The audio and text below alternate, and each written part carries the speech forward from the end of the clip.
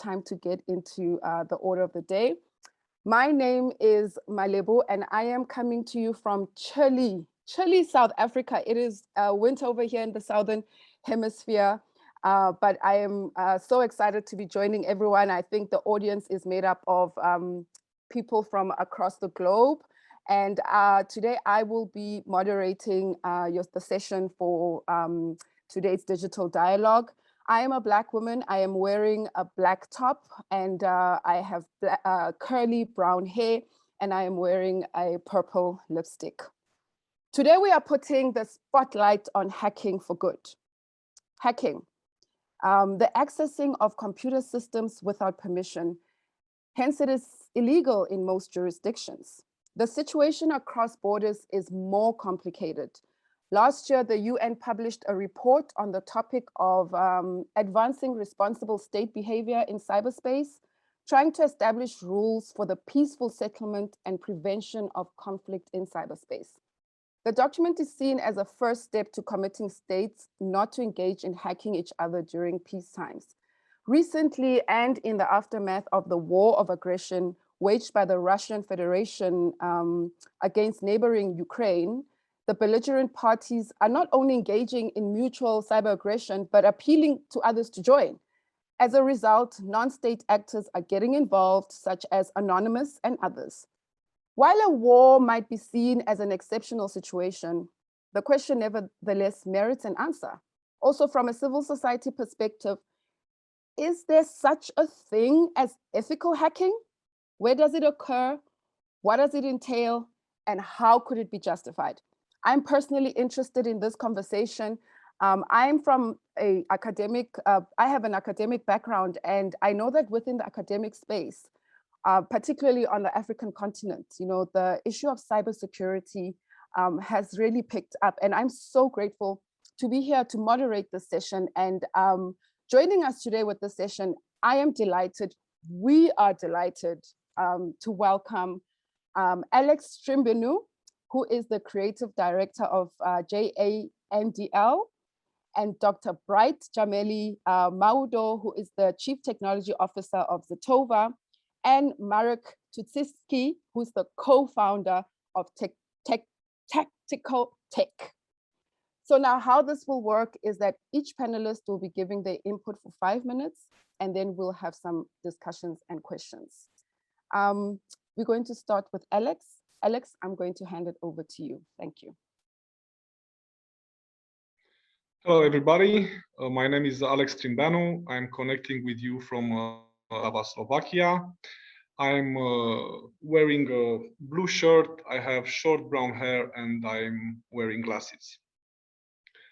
And one of the reasons that I'm here is because somehow I got myself involved in this in the war, but on the communication side regarding the war in Ukraine, or the invasion of Ukraine.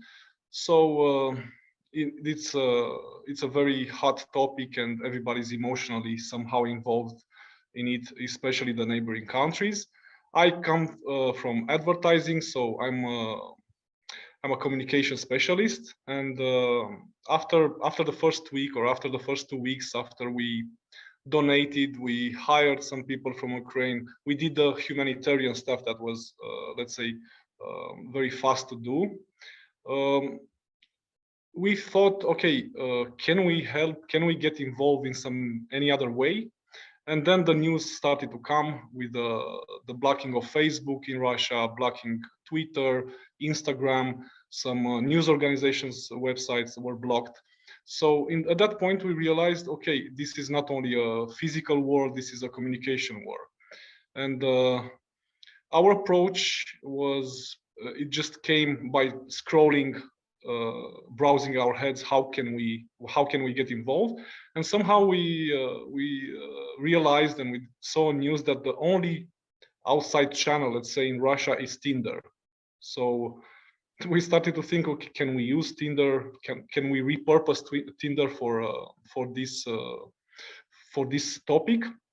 And after we made our profiles, we discovered that we can, like, anyone can use the passport feature in Tinder and connect with Russian people, which were basically lied by Putin and his propaganda. Like one of the things that Putin started with the war was not calling it a war, but just a special military operation. So by using Tinder and the passport feature, you can actually connect with everyday Russians and tell them, show them what is actually happening in Ukraine. And the videos, the pictures that are coming out of Ukraine are and were horrendous at that time. So we repurposed a platform. We got some news worldwide. I personally talked with Russian people, and it's interesting to see a different perspective, which is not on the news, is not covered by definitely is not covered by Russian state media. So this is how I was involved in this. Thank you, and I pass the word forward. Thank you so much, Alex. I think Bright, Dr. Bright, can you give us your words? So hi, my name is Bright. I don't know what color I'm wearing right now. It's bluish in a way to say. So yeah, my name is Bright. I'm the CTO or Chief Technology Officer at the company called XETOVA. I am right here based in Nairobi, Kenya, but originally I'm from Ghana. But I've been in Kenya and South Korea for the past 20 years, so I'm part of everything. So I'm looking at, I mean, the hacking community has grown in the Kenyan space, in Africa as a whole, but in Kenya we have seen a lot of changes that has been going on. Changes in the sense that there's a lot more investigations that when it comes to cyber fraud, a lot of social engineering, where innocent people are actually giving out the details when they're not supposed to, PIN numbers. And if you know something about Kenya, Kenya has mobile money being one of the core bases of everything they do. So we have mobile money to be it's a cashless country. We don't have physical cash for anything. Everything is using the phone. A feature phone or a smartphone can be used to be able to actually pay for anything and do all processing. So a lot of people keep money in that. It's just like a bank. So a lot of hacking that we've been seeing is based on such basis. A lot of integrations into the mobile money platform, like what we call M-Pesa, that people are trying to use that as payment gateways. A lot of betting companies, a lot of lending companies that are here, but hackers are trying to abuse API security, are trying to abuse the basics of misconfigurations that most of the systems have. And they're growing. So there's also the other side where I run something called Africa Hack On, where we train young cybersecurity engineers to be able to stop these hackers from actually doing it. So they grow up. So all these young ones are growing up to become cyber experts, and they're able to actually apply the skills in stopping some of these hackers or do back bounty for organizations and be able to stop that from happening. So yes, we have a lot of ethical hackers right now in the Kenyan space. In the African space, we host a lot of hacking parties, a lot of capture the flag challenges, hosting events or conferences that we get to break down the complex cybersecurity terminologies and details into layman for anybody to understand, and how do they build strategy into their organizations and their personal lives. So that's it, and I'm here for the very good conversations for Hacking for Good. Thank you so much, Dr. Bright, Jameli. Marek, can we have your opening statements? Hi, everyone. Good afternoon from Berlin. I'm a white Eastern European male sitting in Berlin that is pretending to be early spring, however it's supposed to be summer. And I'm wearing glasses, wearing a sweater, and I'm against a map from 17th century that was trying to figure out what the world is all about in terms of cartography. I'm here because I'm co-founder and the creative director of Tactical Tech, which is an international organization that's been for the last 20 years. We founded in 2003, working with hacktivists, activists, hackers, researchers, journalists on the impact of technology on society and information as a kind of an asset that is important for our engagement, political, social, cultural, and so on. We also use a lot of creative formats our background is also in the arts, and arts as such is often using different ways of telling stories that are based of cracking existing systems and trying to get out of them more than they offer initially. So I'm here also in a way, I think, to bring a little bit of a historical context. 20 years is not long in general, but in the context of technology, it's quite a long time. A lot of things happened in the last 20 years. When we started, there was no YouTube. If you can imagine that. Forget other things like TikTok, but there was no iPhone, and Google was kind of a joke at the time. I want to start my input from kind of starting from a little bit defining of what hacking in general is, because we hear a lot of different kind of definitions, and they come from different frameworks, different ideas, worldviews, and there's a different history to them. For me, the division is more or less as such that there's a hacking related to worldview that is closely attached to what hacking was when it came from, with different kinds of freedom of information, exploit technical systems, to learn from them, and to share that knowledge. And also involves a lot of fun. That was part of the early hacking ethics. That became more complicated and convoluted as activism became. I think depending on context, an activist is a politically engaged person. In another context, is a very problematic, almost criminal activity. In other places, activism basically is equal to terrorist activity, depending who is defining the context, the laws that are governing given place, and what is possible, and so on. Over time, picking up on hacking, and it's not necessarily because of the, I would say, view aspect or philosophy behind it, if you like, but it's more about skills. It's about being ahead of others, having a better understanding, in a way having a privilege that is very unique, having the time, having the resources to be able to learn such complex systems and utilize that for different purposes. And this kind of hacking can be related to different values and sets of them, different religious backgrounds, different social, cultural, political views, and so on, etc. And the skill can be used for any of them in any context. And of course, you can be a hacker as a service, as a kind of a job that you do either permanently, full-time, or on the side, where the skills are of high value to different kinds of entities, and they decide in which context you operate. Even though you know the entire spectrum of the work, you'll be tasked with a specific thing to do. And hacking is not only about hacking into computer systems, and it's not only about computer security and cyber security, because that kind of sounds like it's there in this complex technical world.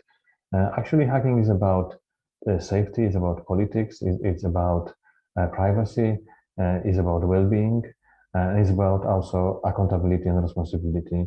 When you're deciding to engage in this activity, it comes with the consequences. And I think what's important to talk about are these consequences, and there's a waterfall of them. I'm looking forward to the entire conversation that will follow our interest. Thank you. Thank you so much, Marek. And I think you started us off on a right note, because when we talk about hacking for good, ethical hacking, hacktivism, you know, a lot of the meaning can be lost. And I'm really interested, Dr. Bright, and I think Marek really just went into, you know, just few thoughts, you know, in terms of hacking. So I have a little story to tell. When I was telling a colleague of mine that I will be doing this session, we like deliberated around the issues of hacking, and we were sitting in a group, and then they shared a meme with us, and it turns out that there were two men who were arrested in the US for hacking into a gas pump, into a petrol pump, and then selling the gas at discounted rates, because we know at the moment that petrol and gas, I know in South Africa, the prices are going up. And then somebody was like, ethical hacking, that's an example of ethical hacking. And another was like, no, that's not ethical hacking, that is hacktivism. And so I think sometimes when we talk about these meanings, you know, can get lost. So maybe Bright, can you just help us? Hacking for good, hacktivism, you know, what is that? So we know there are different types of hackers. There's Yeah. there's a white hat hacker who likes to protect everything that is then the system or on their side for which is most an ethical hacker. There's a black hat hacker who just wants to destroy anything that he can find, which falls under hacktivism a lot. And then there's a gray hat hacker who is in between the two. Sometimes can be black, sometimes can be white.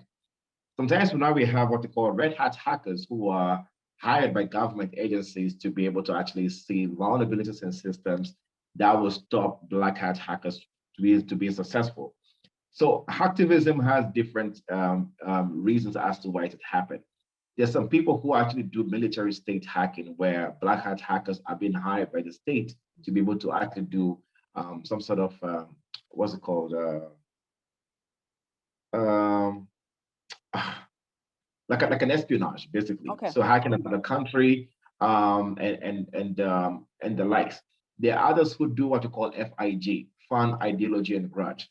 So the fun, ideology, and grudge kind of hackers who are people who just want to do either for fun, they want to deface websites to show you that they can actually do it. It's a sense of power to show. Yeah, there's an ideology behind it that some of them do that for, and some of them is just because it's grudge. And a hacking doesn't have to be technical per se.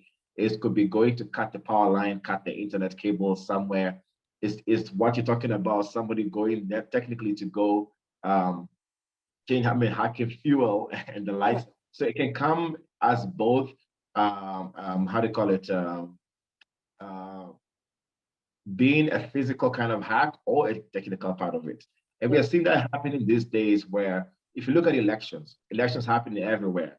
Hacking is always happening one way or the other, where people are trying to break into electoral systems, changing votes out before they even get to the central point for tallying. So those are the kind of hackers that we're seeing. So the hacktivism that is there, sometimes people do it for a reason to actually protect or to show that they can do it. There's somebody I came across the other day who hacked a particular system in Kenya, who are people who are stealing from others. So Yeah. this company apparently has been stealing from a normal everyday user, where they subscribe them to loans and then they don't pay them back. So it's a whole scam they've been doing. So these guys hacked them to be able to make sure they can recover the cash back. They recover the money and send it to the central bank and say, hey, you know what? We've actually been able to actually hack these people, and the justification, the document that shows that they are a scam. That's some sort of a hacktivism that is there, but hacking for good is a gray area when it comes to such a situation. So I see it differs from situation or case to case to actually define what it is. So ethical hacking is it only can be ethical in the case of hacktivism when it actually does not go against the law. But if the law says that you're accessing the system illegally, then you are actually breaking the law. That's not ethical hacking anymore. That is you breaking the protocols of what the state has actually put together. And almost every country right now has a Computer and Information Security Act, Data Protection Acts are there, and we have to make sure we conform to those standards to be able to make sure that we're not doing anything unethically. Yeah. I'd like to invite Marek and Alex to join us and to switch on their videos. And you can keep your video on bright, just for us to engage in a conversation. And I want to invite the audience today as well to ask your questions, and I will also pose your questions to the participants. I don't want to hog the stage. Now, I mean, earlier on, I alluded to this question from a civil society perspective: is there such a thing as ethical hacking?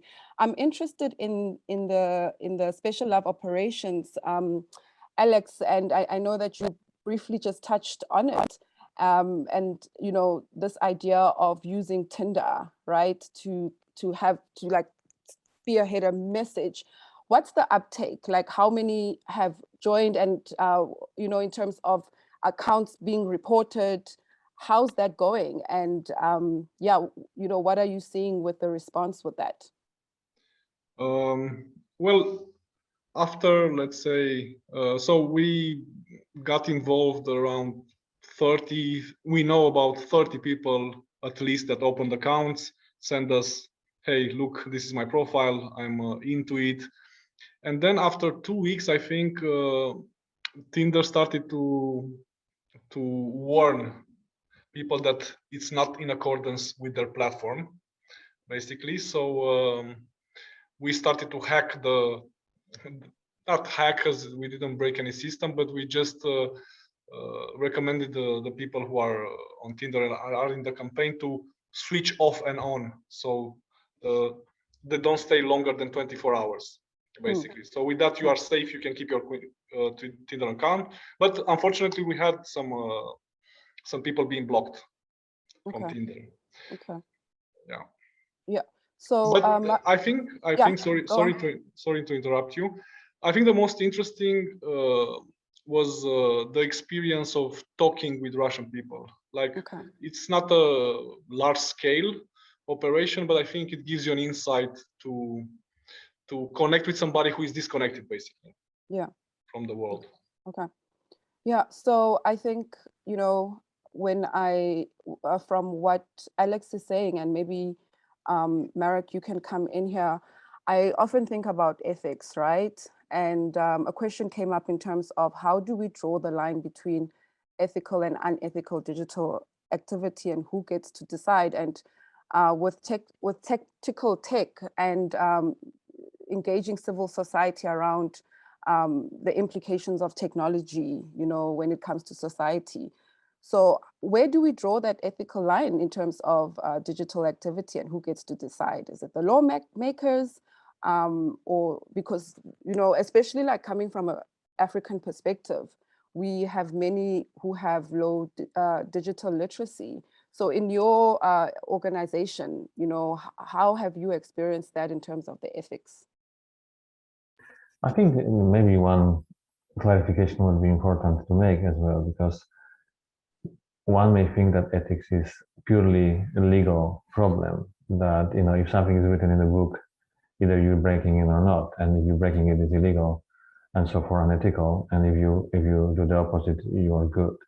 There are plenty of laws that are not great, not good. There are some illegal rules and laws in different places that actually oppressing people of different kinds for different reasons, and so on, etc. So I would like to disassociate the idea of ethics and morality and decisions about what's right, what's wrong, from legal system only. I think it's very important, and we have these books written for specific reasons, and, you know, we have to refer to them. But this entire apparatus that is able to do that, and we see a lot of hackers who were, caught in the act of hacking, you know, either industrial or a computer, and they're prosecuted and charged, and they're serving, you know, prison sentences and so on. But I would separate that from what we're really talking about, because it's much more complex. First of all, I think we're living in the environment that is dominated by technology, and this technology is already, in a way, created by people that hacking the system. They operate in kind of non-existent law framework. So a lot of things that they were doing or doing right now, like big companies, big tech, and other actors, they're defining the rules because there's no law, and also the apparatus, the legal apparatus, is unable to address what they do, and so on, etc. And I think we as a civil society are given that world. You know, Facebook address is HackerWay #1. It's for a reason. This is what, you know, they were believing, what they were creating. They were creating a new way of living, new values, and, you know, protecting certain values against, and so on, etc. That doesn't matter.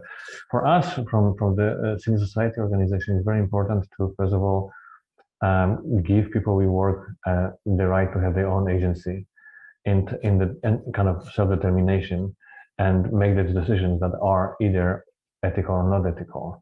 Because by the end of the day, the process of hacking, the act of hacking, is a methodology, and it can be used for anything. The same thing used for good can be used for bad or stupid. And I think it is important to know that any act of hacking, if it is for good, etc., it is justifying certain methodologies, certain tactics and techniques, and so on, etc. But also creates some collateral. It always has some impact on the non-digital outside the computer world. and that have to be accounted for. So one thing done for good by other entity in that context may actually cause a lot of problems, but also things done for good in the long run, because then the residue of what has been hacked, exposed, published, distributed, shared, etc., in a given moment may be a good thing to do. But the same data set, for example, about vulnerable people, or you name it, assets, etc., and may cause gigantic problems later. And it doesn't mean that there's no such a thing like hacking for good or good hacking. And it doesn't mean that hacking is wrong. This is not what I'm saying. I actually encourage people to think about hacking as a creative process, but it comes with the moral and other types of responsibilities, and we have to think about them when we engage. Yeah. Still, I think before I go to Bright, I want to come back to Alex, and I want to pose the same question in terms of how do we draw the line between ethical and unethical digital activity? I think I'm going to give a very novice, I will make a separation, because I think I would split it from my point of view in two things. You have this hacking as a skill that you can use, but either good or wrong. But I will go back a little bit, and I will say that there should be a philosophical aspect to this, because besides the skill, I think you cannot necessarily define it, because in itself hacking is a reaction or breaking something, right? So you cannot make laws, or maybe you can make laws, but I think a code of conduct. And why I love this why I like this term hacking for good is because it gives you a direction. Okay, we can debate what is good, we can debate what effects it can have. Maybe you try to do good but it ends up in a different way, but the simple action of wondering, is this good or bad, it matters a lot. Like, it's a simple thing, and if we are open for dialogues and discuss it even with yourself, like to pose yourself these questions: what am I doing? Is it good? Is it bad? How does it affect? What are the consequences, short, medium term? So only, I think it's good to define, or at least to label somehow, because this gives you a direction. You can acquire hacking as a skill, and then you can do whatever you want, but that whatever you want needs to be defined. I want to break system and make money. I want to be an ethical hacker and make a job out of it, or I want to be a hacktivist and get socially involved. Yeah. Dr. Bright, I'd like to bring you in here when you know, Alex talks about the skills, and I'm thinking about from an African perspective. And as I said, I'm more from an academic background, and you know, thinking about research and cybersecurity, and it's something that's it's like a, you know, a topic that a lot of researchers are starting to battle with or to grapple with. Can you speak a little bit on the changing landscape of the cybersecurity space in Africa from an African perspective, but also what is the future of hackers and defenders, you know, from the African perspective? Okay, so I started hacking when I was 7 years old. Created my first computer virus when I was 10. Second one was at 14, and that has become a life. Became a lifestyle. I wasn't even sure if that was hacking at the time before it became a thing.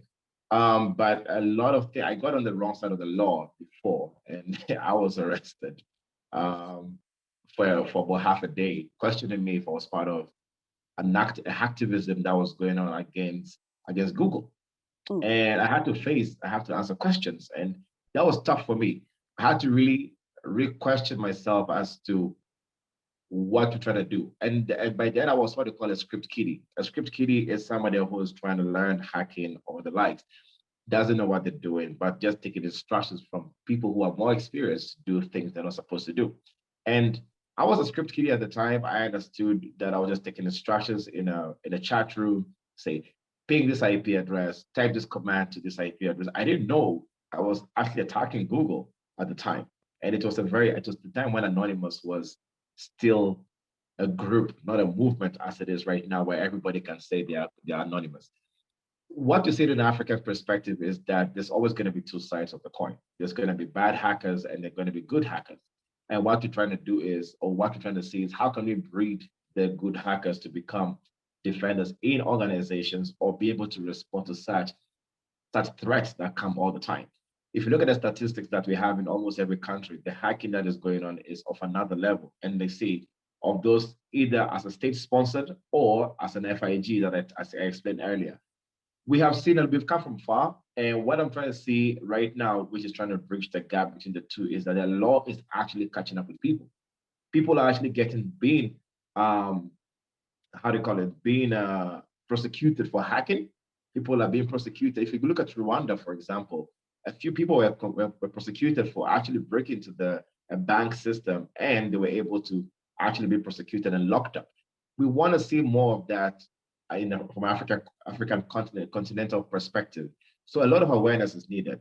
Awareness for law enforcement, awareness for magistrates, for intelligence agencies. We are seeing a lot of that happening right now. And in Kenya, we're a part of, they just launched the forensic lab, we're fully fledged, and we can see so many people who I have mentored or trained in the past are now even getting employed into such places. That has to be seen. That is something that we want to see happen. Just yesterday, I was part of the Commonwealth Fellows for African Cybersecurity Conference.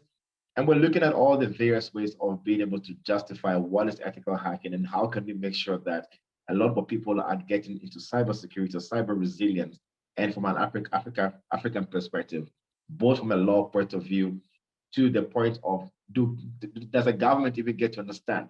Right now, every government is struggling to understand what cybersecurity really is. They're signing papers, but they're not exactly sure how to regulate both sides. But you know what? We're always going to have the bad hackers who are from the various universities, a group of people who are being formed to be able to make sure that they can actually make other people's lives harder because systems are not there to prosecute them, or not too many people are experienced to be able to track them down. So that's the thing. They were playing catch up, and it's 50-50 from the African perspective from what I've been seeing and experiencing from my professionalism. Yeah, okay, thanks. I'm gonna keep you there, Bright. You know, I move between Dr. Bright and Bright. Please forgive me. What do you prefer? Do you prefer me to use the title or just Bright? Any of them is actually good. Okay, Yeah. great. So I'll just use them as they come. So I'm going to go into the questions, and then I'll come back also with some questions of my own. So there's a question. Is it ethical if I am tracked on the internet and my data is sold? Is it maybe legal? But it is maybe legal, but is it ethical? So, I mean, I think it's interesting that the questions that are coming in, you know, are really around the issues of ethics, because it's something that we're battling with, right? So did you get the question? So can you speak to that question? Yeah. It is very legal for somebody to actually use your information to actually do something out there or bad. Impersonation that is happening or misinformation that is going on right now. Getting your information is not hard. That's not the difficult part. I can basically just take a particular picture of somebody, do what they call a reverse image search, and be able to find out what the full names are. Full names, get to social media, I pick a social media handle and find out which other social media pages that can I find this person that exists. Collect all the information about their pages that is out there. It's easy. If we were to have time, I can show you this right now. It's that easy. It is so easy to impersonate somebody's email. I can send an email from you, Malebo, to another person in this room right now. It will come with your picture. It's getting easy. The tools to do this are open source. They are available. Anybody can download them. We need to now start making sure that we can have a lot more awareness to know how to protect our data, not sharing too much information of ourselves out there. Only share what exactly you want people to see about you. If somebody uses that information against you, like for example, you see bloggers right now pick your information and write something about you. Somebody did that to me, wrote something about me that, oh, Bright is ABC. Then I said, no, you cannot share that information about me because you did not ask my permission. I took it to the court of law and I won. I had to actually get the person prosecuted because this person is using information to write something about me, which is not right. So everything right now, what's from WhatsApp messages to Twitter, is admissible in the court of law in so many places. We need to now make sure that we can get a lot more awareness out there, that the judge does not see this information and says, what is this WhatsApp message? How can we tell this information is actually real? How can we make sure that this is authentic information that is coming to the court And we can actually use digital forensics to ascertain that this is not a false information that is coming for us to be able to prosecute somebody, because it's easy to fake a lot of things. We are facing deep fakes right now. We're facing ways to be able to use Photoshop better. We need to be able to know what to share online and what not to share online. But yeah, misinformation, cyberbullying, and being able to use the information that we have online is becoming a very difficult task for us to deal with. Law enforcement needs to catch up as well as soon as possible. So there's another question. I'll pose this to Alex from the audience. It seems there's a growing movement around ethical hacking, hacktivism, and I would like to know whether there is any advocacy work pushing for regulation that allow for or make exceptions to hacking for good. For Alex? If there are currently laws out there for this? Yeah. Is that a question? Yeah. Well, like I'm not aware of any law regarding that, but as you basically quote this UN code of conduct between states, I think it's very hard to create laws around hacking by its nature. But I loved what Dr. Bright mentioned. I hope so. I don't have a more answer to this question, but I want to just observe this because it's a learning also for me. I think we need awareness most of all. We need literacy about hacking. Like that should be the first thing, and people who can spread this, I think they are definitely doing a type of hacking for good. Just spreading awareness and literacy about hacking. Yeah. Okay. Thank you so much. So I'm going to attempt to read, there's a question in the audience and it's a little bit long and I also don't know how to make it brief. So I'll try and read through it. And maybe Marek, you can try and attempt it. It says, from what I'm hearing here, fugitivity seems to characterize hacking. The point being made is logical then that the limitations of legal and formal frameworks become difficult to apply, but also notions of what is good or bad become less clear for whom. Paul Jenkins once wrote about the many formal systems just being a product of the elite consensus. So in this context, it may be difficult to define ethics universally or narrowly. Do the speakers, and I'm asking you specifically, Marek, and maybe any speaker would also want to weigh in, do the speakers think there is room for contextual and even time-based common or shared frameworks for what ethical parameters should apply? Perhaps it is the code of conduct Alex mentions, but that is may not be a code that is universally accepted is key. Marek? Yes, this is an excellent question. As previous two questions, I would like to also address them, I think. It's excellent because it is extremely important, it's vital that we debate, discuss, and create frameworks in which we do things together, as society, etc. And hacking is part of how we do things, how we go about things, and so on, etc. And this process has to be inclusive. So I would not like it to be left to certain entities, institutions, and governmental bodies, because we're not operating in a universally friendly environment. We have authoritarian situations, we have totalitarian situations, we have democracies that are falling apart, and so on, etc. So it is not possible to have, United Nations is a great concept. Implementation is harder, and I think especially in the two things are, I think, important. There's technology is here to stay. Hacking is part of what technology brings in, that is empowering us and enabling us, to have different aspirations and different hopes about what we can achieve as society. And we have to, fight for defining it that is just, that is, emphasizing equality, that is participatory, and so on, etc. And I think the other questions also kind of in a way are about the same problem here, which is whose responsibility that is that, again, the legal system, the state, the institutions, the UN, whoever, and so on, etc. And I think it's a responsibility of all of us, not only those who can participate because they can, because they speak the language, they have the tools and education and so on, etc. But also we define this space, how we use it, what we allow to happen, and so on, etc. And the first question I think was very important because we have growing business out there that is justifying their actions by pure fact that if somebody can't protect themselves or they don't know how the system works, it is okay to use their data, their information, their digital assets against them. And it's their problem because they should have learned how this world works. And I think ethically that is not okay, and I would never justify that.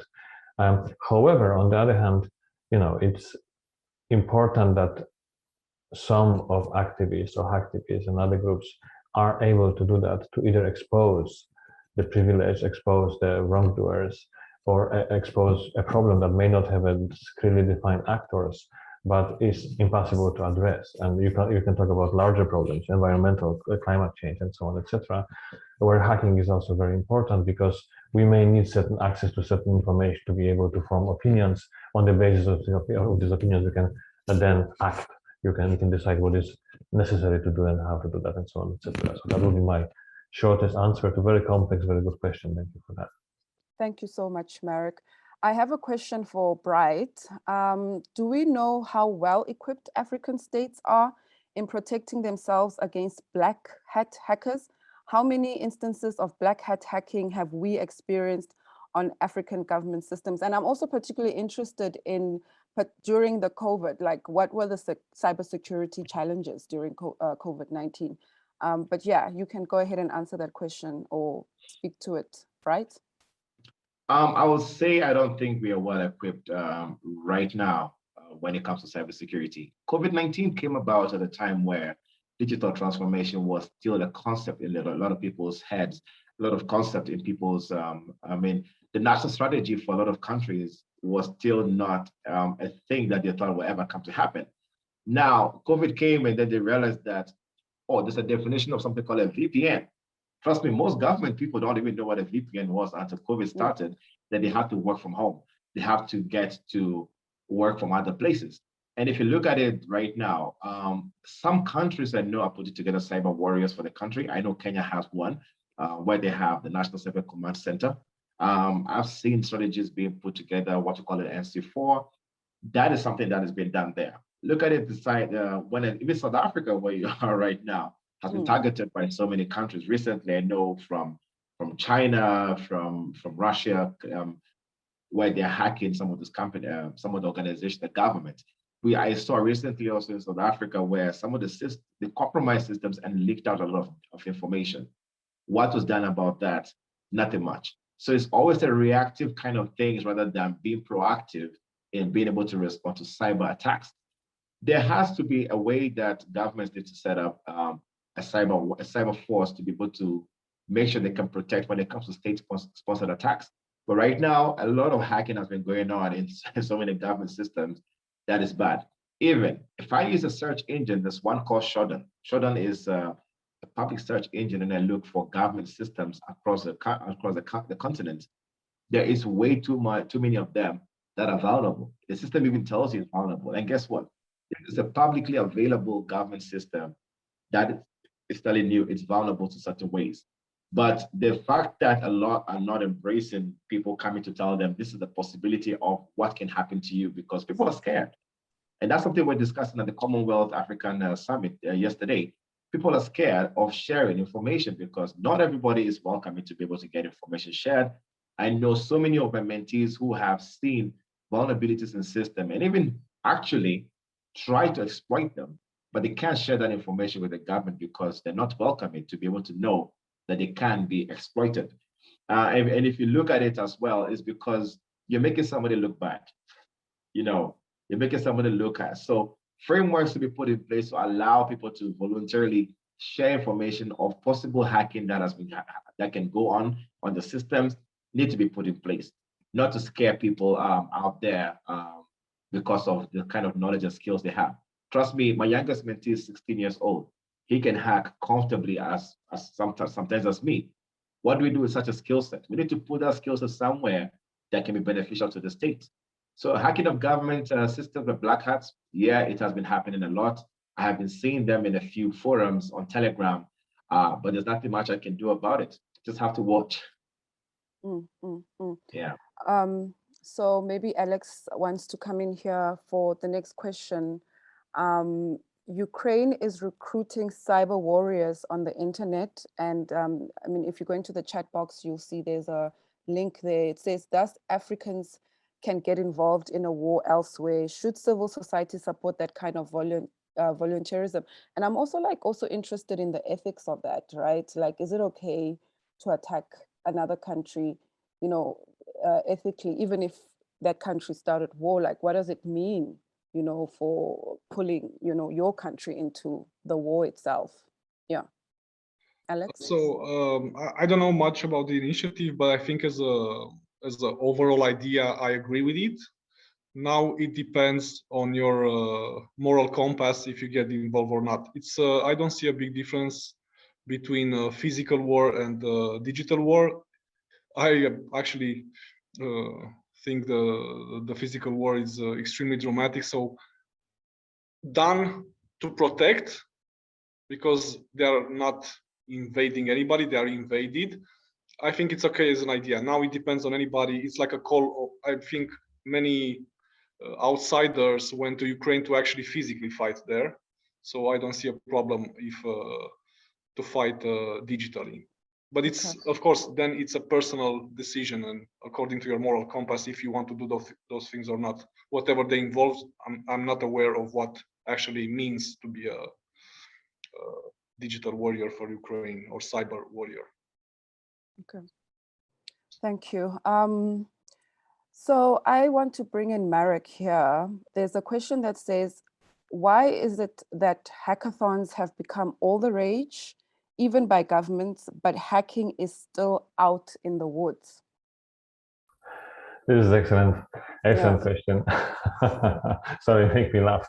Of course, you know, because part of this world is also trying to, you know, stay cool, appeal to certain kinds of people, and vocabularies, concepts, and kind of nomenclature, if you like, that different entities use to become more attractive, and so on, etc. That's the kind of one thing that you see. And not only when it comes to hacking, you can use any other words that used to mean something different, and they kind of, you know, become appropriated. Sometimes that's not even negative by other entities, and so on, etc. If you actually go to them, you participate in them, they not even resemble what the idea of a hackathon is, what the collaboration is, or the kind of, you know, decentralized way of working on problems and solving them, etc. It's about.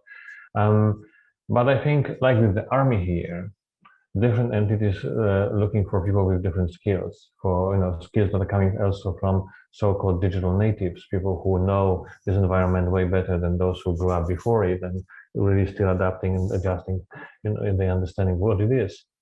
And for me, you know, army is army, and it's it has people who work for it. They paid salaries, they have contracts, and either we question army as a concept, or we accept it as one of the forms of law enforcement and the defensive systems in the concept of the state, and so on, etc. And if they're recruiting somebody, there's nothing unethical about recruitment of people that have, you know, different kinds of skills. Now, if you should do it or not from one country to another, do you understand the context? Do you understand what you're going to be doing, and so on? Those are very important questions, but that has nothing to do with justifying or not if army should or not employ people to do certain things that are within the context that they operate, I'm sure 100% legal, and also in a way they would justify ethical, because this is the function of the army in this context, to defend the nation and the state from the aggression. So there's plenty of things that are happening out there that are using vocabularies of that what is considered to be associated with certain forms of freedom and participation, and so on, etc. And I also don't think there's anything wrong with that, unfortunately. Okay, and there's a question I've been dying to ask, and I'm interested in Bright, because you were talking about when you started hacking, and you were talking about young people, and I'm interested in the demographics. And I, you know, in this panel, it's, you know, all men. You know, sometimes they call a panel of all men a manel. So it's a panel of all men, and I'm interested in, you know, your experience, particularly in Africa. Like, do you find, you know, women, particularly Black women, hackers, and what does that look like? And why do you think when there are sessions like this, You know, we always go to the fact that, oh, we couldn't find anyone. We tried looking. What is your, you know, ideas around that, or opinion, or just your observation? So, really good, interesting question. For 9 years ago, I founded Africa Hacker. And 3 years after that, the men were too vocal in the WhatsApp groups. So I said, no, this is suppressing the ladies because they have questions, but they're asking me directly in the DM. So I said, no, why don't the ladies form something else of their own? So they formed something called She Hacks KE. If you look on Twitter, She Hacks _ KE, you will find the kind of conferences and workshops they've been hosting. And they've been amazing. If you look at the kind of workshops and the kind of skills that they have right now, it's just brilliant. So we do have a lot of females in cybersecurity, both technical and the governance.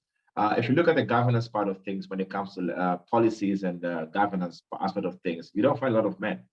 Technically in Kenya, I don't find a lot of men who are part of the governance part of things, but you find a lot of men in the technical. Right now, you'll find a lot of ladies who always take up the governance aspect of work. And you'll also find that you'll find a lot of ladies also in the technical part of how to call it, of cybersecurity. So we do have a lot. And I think next time when the conversation is going on, I would love to get some few ladies who are actually doing amazing things right in Kenya, in Tanzania, in Ghana, in Nigeria, who are doing cybersecurity work. I recently joined something called the Cyber Safe Foundation. And the Cyber Safe Foundation aims at teaching ladies or young ladies in cybersecurity from ground up to a level where they can get a job.